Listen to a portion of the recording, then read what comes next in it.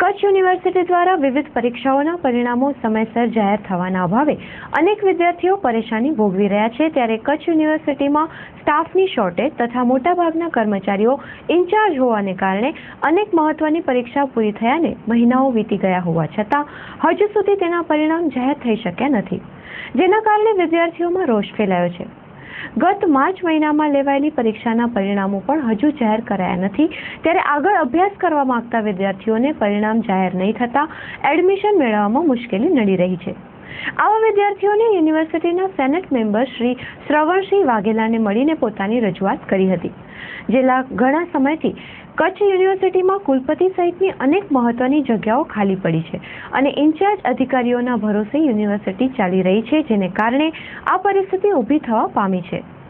યુનિવર્સિટીના senate member Shri Shravansinh Vaghela તથા વિદ્યાર્થીએ આ અંગે ચંચળ ન્યૂઝ સાથે વાત કરી હતી। ના, મારું હજી પરિણામ આવ્યું નથી। અમે માર્ચમાં એક્ઝામ દીધી હતી, પણ હજી સુધી એક્ઝામ આવેલું છે નહીં અને અમને બહુ એનાથી તકલીફ થઈ રહી છે।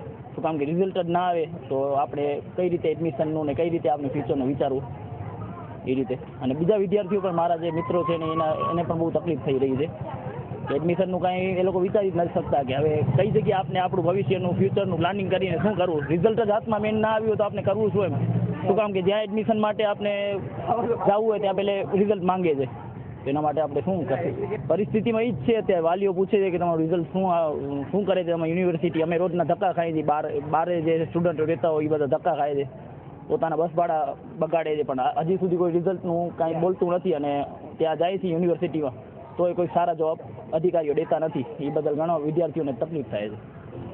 કચ્છ યુનિવર્સિટી હાલે 3 વર્ષથી ઇન્ચાર્જ યુનિવર્સિટી તરીકે કાર્ય ચાલી રહ્યું છે। વાઇસ ચાન્સલરની જગ્યા ખાલી, રજિસ્ટ્રારની જગ્યા ખાલી, પરીક્ષા નિયામકની જગ્યા ખાલી।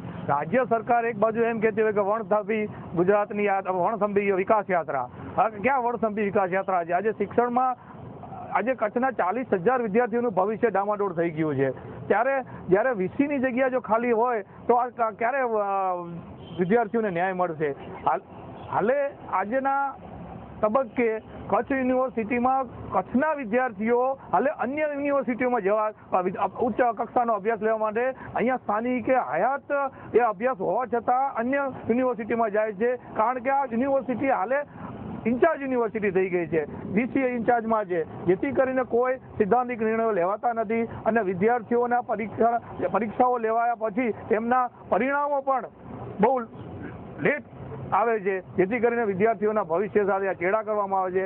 આ ગુજરાત સરકાર શિક્ષણ ક્ષેત્રે એમ કહેતી હોય કે અમે ગુજરાતમાં ઉચ્ચ કક્ષાએ શિક્ષણ આપીએ છીએ, પણ હાલે કચ્છ યુનિવર્સિટી દ્વારા જે ડામાડોળ પરિસ્થિતિ છે શિક્ષણમાં એ ખરેખર બહુ ખરાબ પરિસ્થિતિ કહેવાય। તો બીજી તરફ કચ્છ યુનિવર્સિટીના પરીક્ષા વિભાગના ઇન્ચાર્જ શ્રી અમરભાઈ મહેતાએ પણ આ વાત કબૂલ કરે છે કે સ્ટાફના અભાવે તથા અન્ય મુશ્કેલીઓને કારણે પરીક્ષાના પરિણામો જાહેર થવામાં વિલંબ થાય છે। જો કે યુનિવર્સિટીનો વર્તમાન સ્ટાફ સાથે મળી મહેનત કરીને અગત્યના પરિણામો જેટલા બને તેટલા વહેલા જાહેર કરવા પ્રયાસ કરતો હોવાનું શ્રી મહેતાએ જણાવ્યું હતું। તેમણે કહ્યું હતું કે આગામી ઓગસ્ટ મહિનાના પ્રથમ અઠવાડિયા સુધીમાં તમામ પરિણામો જાહેર કરી દેવાની ડેડલાઇન યુનિવર્સિટી દ્વારા નક્કી કરાઈ છે। શ્રી મહેતાએ આ અંગે ચંચળ ન્યૂઝ સાથે વાત કરી હતી।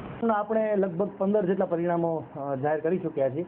આ વીકમાં પણ ઓછામાં ઓછા 10 બીજા પરિણામો જે ફાઇનલ યરના પરિણામો છે એ અગત્યની પ્રાયોરિટીમાં લઈ અને જાહેર કરવાના છે। નજીકના દિવસોમાં ઓછામાં ઓછા 6 થી 7 એવા પરિણામો છે કે જેના ઉપર વિદ્યાર્થીને અન્ય માસ્ટર ડિગ્રીમાં અથવા તો જોબ ઓરિએન્ટેડ એમને ઉપયોગમાં લેવાના હોય એવા 6 થી 8 પરિણામો એવા છે કે જે વિધિન નેક્સ્ટ વીક અમે એને ડિક્લેર કરવા છે। તમામ રિઝલ્ટો લગભગ ઓગસ્ટ ફર્સ્ટ વીક સુધીમાં તમામ રિઝલ્ટો બહાર પાડી દેવાની યુનિવર્સિટીનું ટેન્ટેટિવ ટાર્ગેટ હોય છે।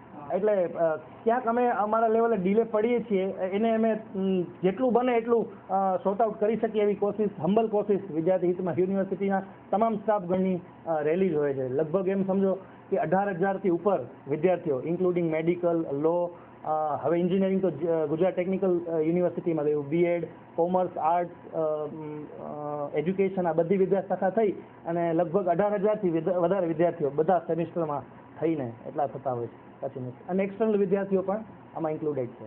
પરિણામો તો બધા અત્યારે પેપર કેટલાક જોવાઈ ગયા છે, કેટલાક જોવાઈ રહ્યા છે। કેટલાકની એન્ટ્રીઓ થઈ ગયેલી છે.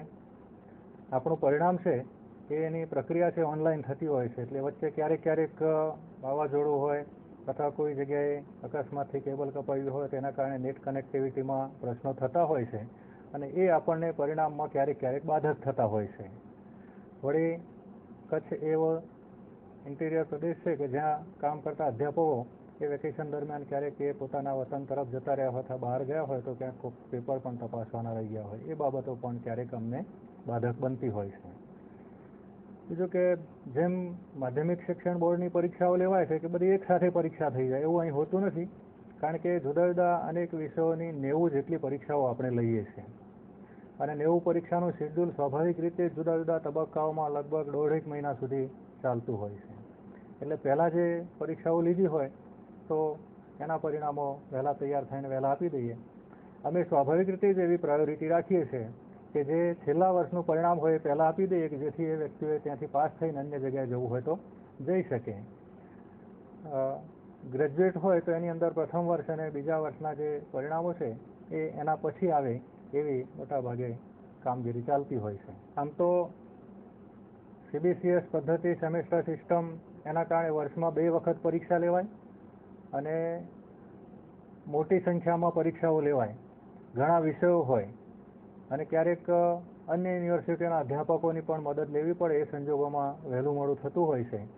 પણ આ તમામ યુનિવર્સિટીઓની સ્થિતિ છે, માત્ર કચ્છની છે એવું નથી, પણ કચ્છમાં જે એડમિનિસ્ટ્રેટિવ સ્ટાફ છે વધે, અધ્યાપકોની સંખ્યા વધે અને કોલેજોમાં પણ અનુભવી અધ્યાપકોની સંખ્યા વધે અને જેટલા છે એટલા દિલથી કામ કરીને ઝડપ રાખે તો વધારે સારું કામ થઈ શકે.